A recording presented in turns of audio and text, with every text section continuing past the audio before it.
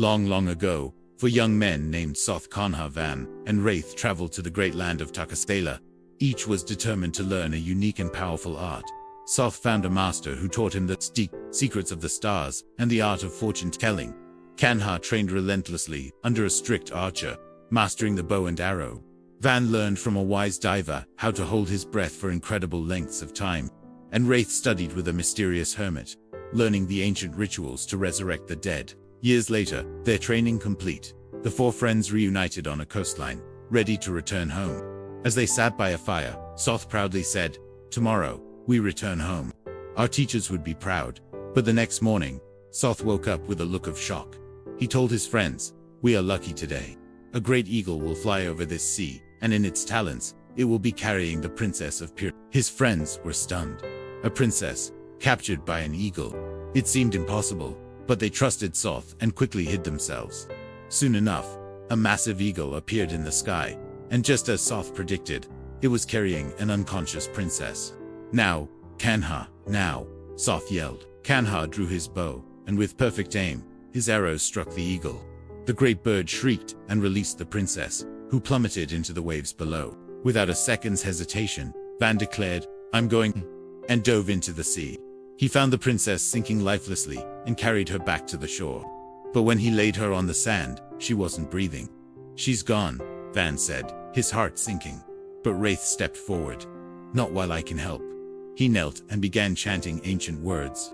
A faint glow surrounded his hands, and suddenly, the princess gasped for air, her eyes fluttering open. Relief washed over the four friends, but it was quickly replaced by a new problem. Each of them was captivated by her beauty, and they began to argue. Kanha shouted, "I saved her from the eagle. She belongs to me." Van shot back, "I risked my life to pull her from the sea." Wraith declared, "But I brought her back from death itself." And finally, Soth reminded them, "And without my prediction, none of you would have even known she was in danger." Unable to agree on who deserved to marry the princess, they decided to seek the wisdom of a judge. The judge listened to their incredible story, but was completely bewildered. He admitted, "This is beyond my wisdom. You must see the king." So, the four men went to the royal palace and presented their case to the king of Piranesi. The king listened patiently and thought for a long moment. He then announced his decision.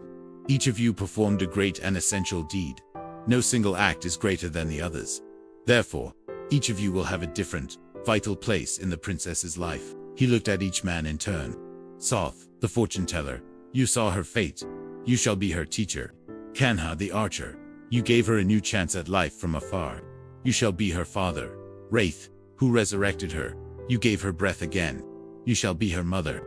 And Van, who held her in your arms and brought her to safety, you shall be her husband." The four men bowed, accepting the king's fair and wise judgment.